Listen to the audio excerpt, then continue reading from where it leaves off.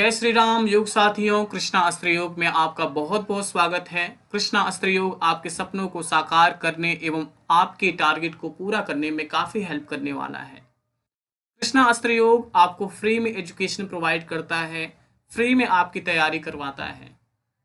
जिन गरीब बच्चों के पास पैसे नहीं हैं और समय नहीं है जिसके कारण वो पढ़ाई नहीं कर पाते हैं, उनके लिए भी काफ़ी हद तक काम करने वाला है। तो उन बच्चों की पढ़ाई अच्छी प्रकार से हो पाए तो आप इस वीडियो को उनको शेयर करें, जिससे कि उनकी भी पढ़ाई हो पाए और वो भी अपने माँ बाप के सपनों को पूरा कर पाएं। तो हम आज बात करने वाले हैं स्वामी दयानंद सरस्वती जी के बारे में। इनके जीवन के बारे में जानना चाहेंगे आज, जो कि यूनिट नंबर 1 का टॉपिक है। और हमारा जो टारगेट होने वाला है वो है आपका जून 2024 में नेट जेआरएफ का एग्ज़ाम होने वाला है। आपको उस एग्ज़ाम में आपको अपने सपनों को पूरा कर लेना है। यदि आज आप अपने सपनों को पूरा नहीं कर पाएंगे तो फ्यूचर में काफ़ी डिफ़िकल्टियों का सामना करना पड़ सकता है। स्वामी दयानंद सरस्वती जी कहते हैं कि दुनिया को अपना सर्वश्रेष्ठ दीजिए और आपके पास सर्वश्रेष्ठ लौट कर आएगा। यदि आप दुनिया को आज सर्वश्रेष्ठ देना चालू कर दिया तो आपको अच्छा ही मिलेगा। इसका मतलब ये है कि आपको अपने कर्मों में, आपको अपने स्टडी में, आपको अपने हर एक इच्छाओं के लिए 100% देना है। आपको अपने अभ्यास के लिए 100% देना है। जब आप उन सब चीज़ों के लिए 100% देना स्टार्ट कर दोगे तो आपको फल ज़रूर मिलेगा। यदि आप फल के प्रति आसक्ति रखोगे तो आपको कुछ भी नहीं मिलेगा। तो इसलिए आपको निष्काम कर्म करते हुए अपने टारगेट को पूरा करना है और 100% लगा देना है, पूरी जी जान लगा देनी है पढ़ने के लिए, अपने काम को करने के लिए। कृष्णा अस्त्र योग का ध्येय सूत्र है उत्तिष्ठत जागृत प्राप्य वरानि बोधत। उठो, जागो और लक्ष्य प्राप्ति तक रुको। आपको उठना होगा, आपको जागना होगा और जब तक आपके लक्ष्य की प्राप्ति न हो जाए, जब तक आपके सपने साकार न हो जाएं, तब तक आपको बिल्कुल भी रुकना नहीं है। यदि आज आप रुक गए तो कोई और आगे बढ़ जाएगा।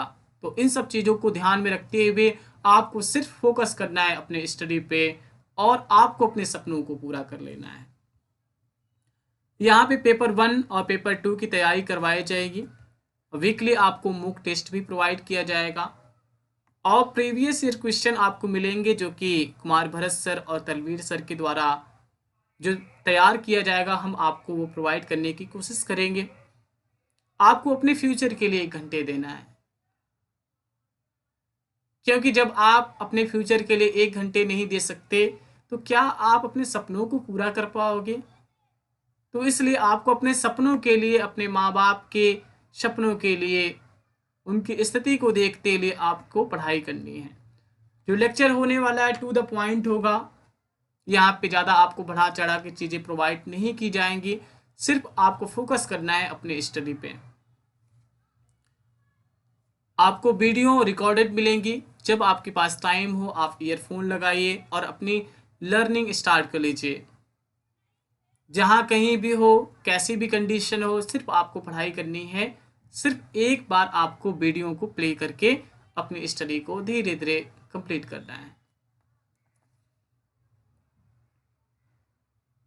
तो स्वामी दयानंद सरस्वती जी के बारे में हम जानने का प्रयास करेंगे। क्या चीज़ें ज़रूरी हैं, क्या चीज़ें ज़रूरी नहीं हैं। सिर्फ ज़रूरी चीज़ों पर ही फोकस किया जाएगा।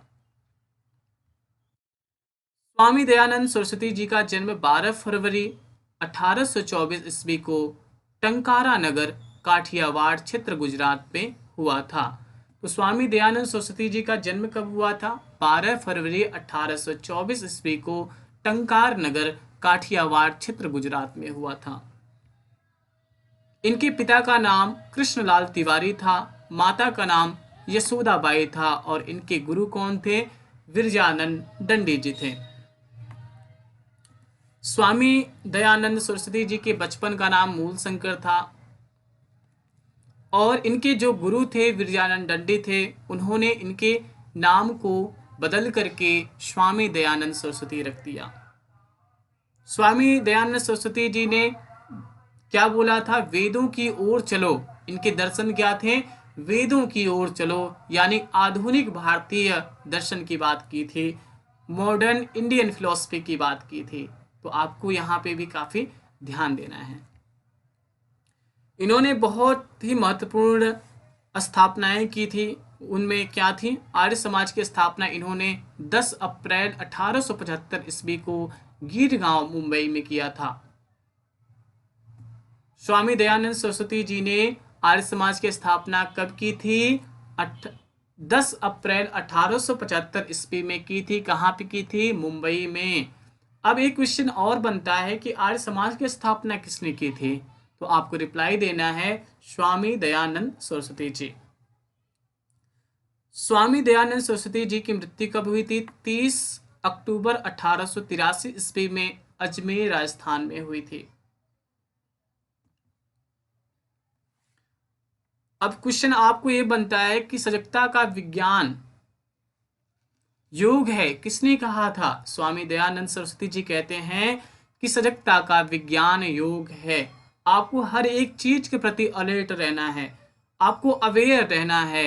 यदि आप अलर्ट हैं, अवेयर हैं, तो आप अपने कार्यों को सुचारू रूप से कर पाएंगे और आपकी एकाग्रता बढ़ेगी, वही योग है।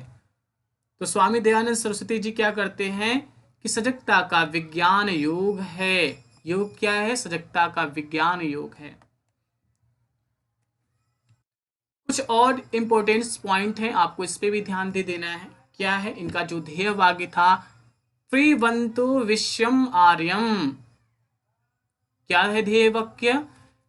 त्रिवंतो विश्वम आर्यम। तो आपको इसको भी अच्छी प्रकार से याद कर लेना है। अर्थात सारे संसार को श्रेष्ठ बनाओ। हमें अपने तो श्रेष्ठ बनना ही है, लेकिन साथ में सारे संसार को भी श्रेष्ठ बनाना है। यदि आप सारे संसार को श्रेष्ठ बना रहे हैं, खुद को श्रेष्ठ बना रहे हैं, तो क्या होगा? आपके अंदर काफी डेवलपमेंट होगा।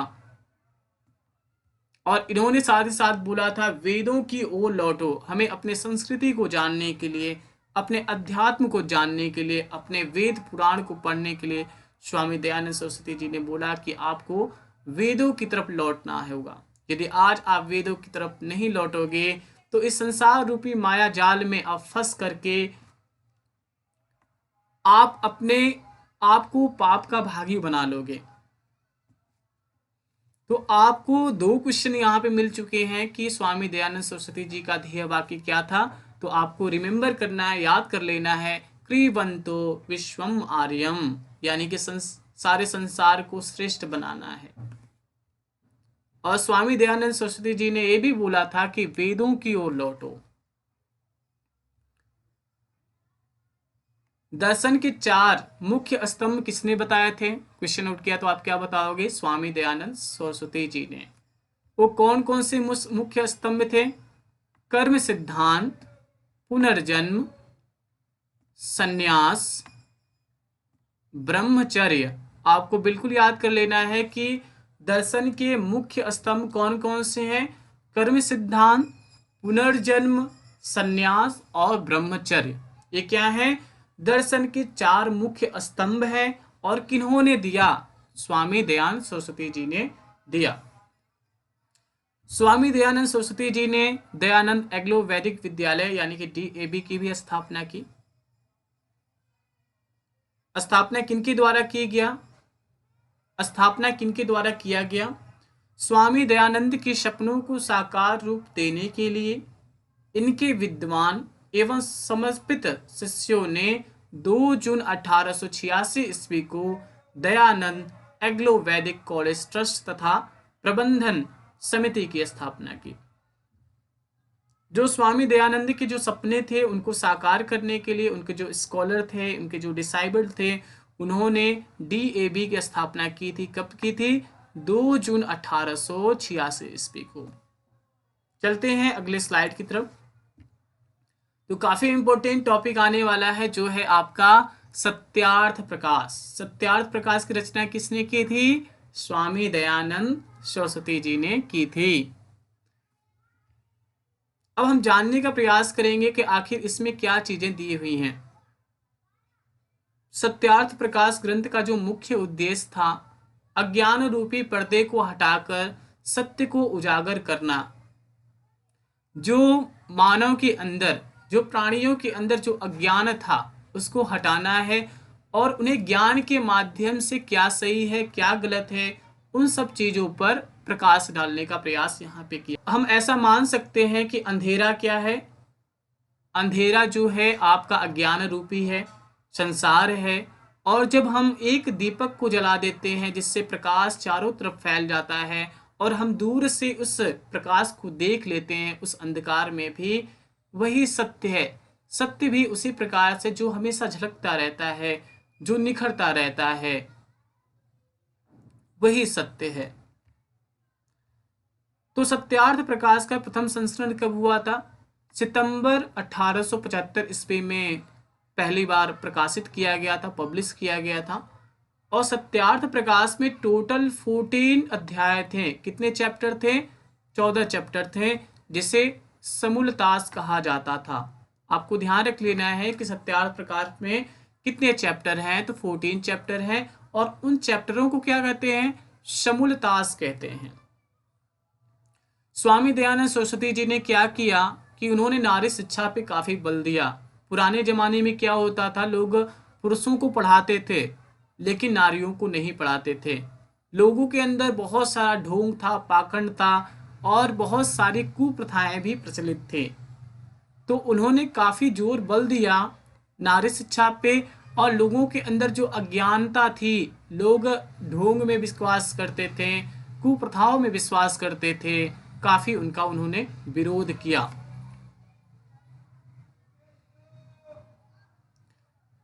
और उस समय क्या होता था कि बचपन में ही शादियां हो जाया करती थी। जो स्त्री थी उनके यदि पति मर जाते थे तो उन्हें क्या करते थे, वो जला दिया करते थे। तो उनका भी उन्होंने घोर विरोध किया और उन्होंने काफी फोकस किया, किसका समर्थन किया? विधवा विवाह का।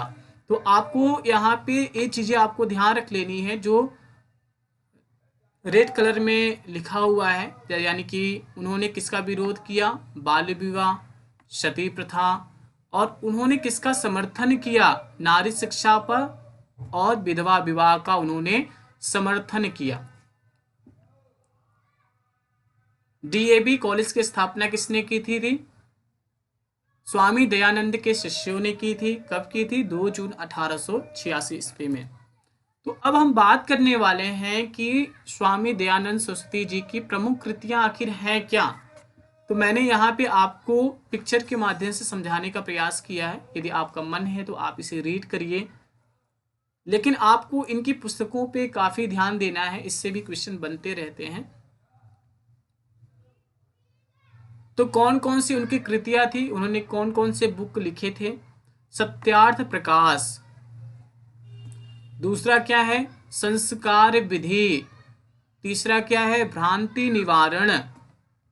सत्यार्थ प्रकाश का हमने अभी मतलब जाना है कि हमें अज्ञान रूपी अंधकार को हटाना है और सत्य रूपी प्रकाश में अपने आप को बढ़ाना है। संस्कार विधि, कैसे संस्कार हमारे होने चाहिए, संस्कार विधि कैसे हमारे संस्कार होने चाहिए, उस पर बात की गई है। भ्रांति निवारण, जो संसार में भ्रांतियां फैली हुई हैं उसको हमें दूर करना है। ऋग्वेदादि भाष्य भूमिका, यहाँ पे क्या लिखा गया है? ऋग्वेदादि भाष्य भूमिका, इस पे भी आपको ध्यान देना है। पंच महायज्ञ विधि, किस प्रकार से हमें पंच महायज्ञ करना है, यहाँ पे उस विधि के बारे में बताया गया है। अष्टाध्यायी भाष्य काफी इंपॉर्टेंट है, आप इसे याद करें। ऋग्वेद भाष्य, वेदांग प्रकाश। तो यहाँ पे देखिए संस्कार विधि दी हुई है, अष्टाध्यायी भाष्य दिया हुआ है और वेदांग प्रकाश को भी मैंने यहाँ पे इंक्लूड कर दिया है। Thanks for watching. आपने अपने अमूल्य समय को दिया अपने फ्यूचर के लिए, अपने नॉलेज को बढ़ाने के लिए, इसके लिए बहुत बहुत धन्यवाद। कृष्णा अस्त्र योग आपको अच्छी नॉलेज प्रोवाइड करना चाहता है, आपके सपनों को साकार करना चाहता है। सिर्फ आपको हमारा साथ देना है और आपको कड़ी मेहनत करनी है। और जितना हो सके उतना आप इस वीडियो को शेयर करें, लाइक करें, सब्सक्राइब करें और ज़रूरतमंदों तक आप इस वीडियो को ज़रूर पहुंचाएं। आपको PYQ टेलीग्राम पे मिल जाएगा। यदि आपने इसे फॉलो कर लिया है तो आपको ज़रूर मिलेगा वहाँ पे। यदि कोई भी इंक्वायरी हो रही है, कोई भी आपको जानकारी चाहिए, तो आप हमें इस नंबर पे फ़ोन कर सकते हैं। जय Shri Ram. Happy learning any time anywhere.